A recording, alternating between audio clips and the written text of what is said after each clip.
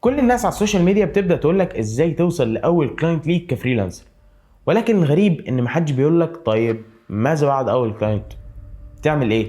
لأن أول كلاينت ليك هو مش نجاح، هو مجرد إثبات انك تقدر تجيب كلاينتس، ولكن اللي بيحدد إذا كنت انت هتعمل نجاحات قوية جدا من الفريلانس وتبني دخل قوي، ولا كل شهر هتبدأ من نقطة الصفر، هو انت هتعمل ايه بعد أول كلاينت.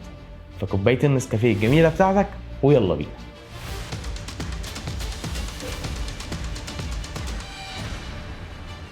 المشكلة ان اغلب الفريلانسرز بيكونوا حاطين 100% من المجهود بتاعهم في هدف واحد بس، وهو ازاي اوصل لاول كلاينت، وبيكونوا فاكرين ان بمجرد وصولهم لاول كلاينت خلاص كل شيء انتهى، الفلوس هتنهال عليك، العملاء هيكونوا واقفين طوابير وهيجوا لوحدهم، وبتبدأ تتخيل نفسك انك بتقبض آلاف الدولارات شهريا وانت قاعد في البيت. ولكن للأسف الحقيقة تختلف عن كده تماما. في الواقع بعد اول كلاينت ليك مباشرة انت هتحس احساس غريب جدا، هتحس انك تايه مش عارف تعمل ايه. طيب اكلم كلاينتس جديدة، ولا استنى نفس الكلاينت يجيلي ببروجكت جديد، ولا ارفع سعري، ولا ازود حاجة في البورتفوليو بتاعي، ولا اتعلم مهارة جديدة اصلا، ولا اعمل ايه؟ وفي اللحظة دي اغلب الناس بتقف. وتعال احكي لك تجربتي الشخصيه مع اول كلاينت. اول كلاينت ليا كفيديو اديتور جه بعد شهور من تعلم الايديتنج، وشهور تانية كنت بشتغل على بروجكت ببلاش لمجرد اني ابني بورتفوليو كويس. وفي يوم حد كلمني قال لي انا عندي مجموعه فيديوهات لمحل ملابس، عايزك تعمل لي منهم فيديو كويس. انا ساعتها كنت طاير من الفرحه، وبدات احس ان خلاص دي بدايه الامبراطوريه بتاعتي. اشتغلت على البروجكت وسلمته للكلاينت، وكان مبسوط بيه جدا، وقدرت اوصل لاول 50 جنيه ليا من شغلي كفريلانسر فيديو اديتور.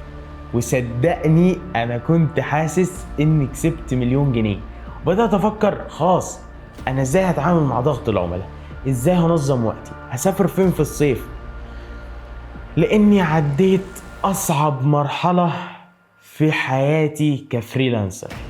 ولكن حصلت مشكلة، اني فضلت استنيت اسبوع، اسبوعين، شهر، مفيش اي حاجة حصلت. مفيش كلاينتس جديدة كلمتني، مفيش بروجكتس جديدة، ما اتعلمتش حاجة، ما عرفتش اعمل ايه. وهنا انا اتعلمت درس مهم جدا، وهو ان اول كلاينت ده مش خط النهاية، ده اول خطوة في سباق طويل جدا. فعشان تكسب السباق ده صح، في 4 حاجات لازم تعملهم بعد اول كلاينت ليك. اول حاجة، اعرف الكلاينت ده جه منين. اسأل نفسك هو الكلاينت ده عرفني ازاي؟ هل عن طريق العلاقات، ولا عن طريق مواقع العمل الحر، ولا عن طريق السوشيال ميديا، ولا جروبات الفيسبوك، ولا من فين بالظبط؟ السؤال ده شكله بسيط، ولكن اجابته ممكن تغير طريقة شغلك بالكامل، لانها هتعرفك مصدر قوتك الحقيقي. لو الكلاينت ده جه عن طريق العلاقات، يبقى انت واحد بتعرف تبني علاقات حلوة جدا.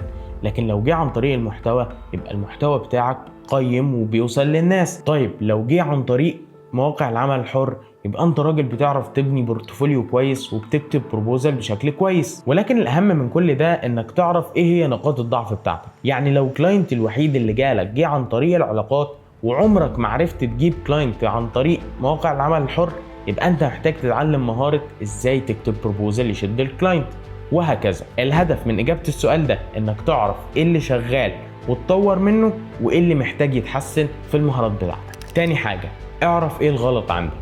بعد ما تخلص اول بروجكت ليك، هات ورقة وقلم وابدأ اكتب فيها ايه اللي عملته كويس وايه اللي عملته وحش. واسأل نفسك الأسئلة دي: هل كنت سريع في الرد؟ هل سلمت البروجكت في مواعيده؟ هل العميل فهم خطوات الشغل بسهولة؟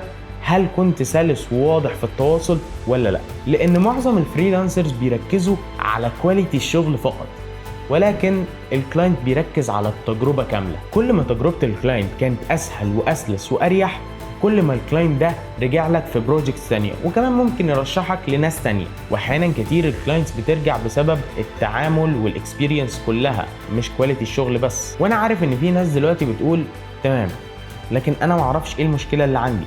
ممكن تكون بتحط مجهود كبير جدا في الشغل ولكن مش شايف المشكلة بنفسك، وعشان كده انا بقدم استشارات فردية للفريلانسرز بنقعد فيها مع بعض ونحلل وضعك الحالي خطوة بخطوة. ازاي بتجيب كلاينتس، ايه نقاط الضعف اللي عندك، ازاي تحسن تجربة الكلاينت معاك، وايه اسرع طرق توصلك للمستوى اللي بعده في الفريلانس ايا كان مجالك ايه. وكمان بنتابع معاك لمدة 3 شهور. فلو حابب تعرف تفاصيل اكتر هسيب لك اللينك تحت في الديسكريبشن. ممكن استشارة واحدة بس توفر عليك شهور من التجربة والخطأ، وصدقني انا كنت في يوم من الايام مكانك مستني حد يقول لي انا اعمل ايه وما اعملش ايه. الخطوة الثالثة، غير عينيك وخليك صريح مع نفسك. بعد ما تسلم البروجكت ابعد عنه يوم او يومين وارجع افتحه تاني كأنك اول مرة تشوفه، واسأل نفسك الاسئلة دي: انا لو شفت البروجكت ده على النت هل هدفع فيه فلوس؟ طيب لو هقيمه من 10 هياخد كام؟ ايه نقاط القوة اللي فيه وايه نقاط الضعف؟ الاسئلة دي هتخليك تعرف مستواك الحقيقي بعيدا عن جلد الذات وبعيدا عن جنون العظمة، ودي اسرع طريقة هتخليك تتطور دايما. رابع حاجة، طور مهاراتك التقنية، ودي الحاجة اللي أخرتني أنا شخصيا لشهور كتير. كان في فترة في حياتي كنت بدخل بروجكت أخلصه أقبض فلوس، أدخل البروجكت الجديد أقبض فلوس، وهكذا بدون تعلم لأي شيء جديد. فالفلوس كانت بتدخل ولكن مستواي ثابت، وفي لحظة أدركت إني واقف مكاني مش بتحرك. في فلوس بتدخل ولكن مش قادر أوصل لعملاء أكبر، مش قادر اطور من مهاراتي ومستوايا هو. ومن هنا فهمت قاعدة مهمة جدا: كل بروجكت هتدخله لازم تتعلم فيه مهارة جديدة، حتى لو المهارة دي صغيرة. فلتر جديد، تول جديدة، طريقة سيرش، طريقة تعامل مع الكلاينت او طريقة بريزنتيشن للبروجكت بتاعتك جديدة، وهكذا. اي حاجة تخليك نسخة افضل في البروجكت اللي جاي. الخلاصة، لو انت عرفت تجيب اول كلاينت ليك فمبروك، ولكن ما تفتكرش ان دي النهاية، دي مجرد بداية. النجاح الحقيقي في الفريلانس مش انك توصل لأول كلاينت، لا، النجاح الحقيقي انك تعرف تجيب اللي بعده واللي بعده واللي بعده، وفي كل بروجكت تدخله تتطور اكتر واكتر. وبالمناسبة لو انت وصلت لأول كلاينت فعلا ولكن حاسس انك واقف مكانك ومش عارف تنقل شغلك للمستوى اللي بعده، انا فاتح عدد محدود جدا للاستشارات خلال الفترة دي. هسيب لك اللينك تحت في الديسكريبشن، املى البيانات وهنتواصل معاك وهنشوف اذا كانت الاستشارة مناسبة ليك ولا لا. وما تنساش تعمل لايك وشير وسبسكرايب، واشوفك الجمعة الجاية. سلام.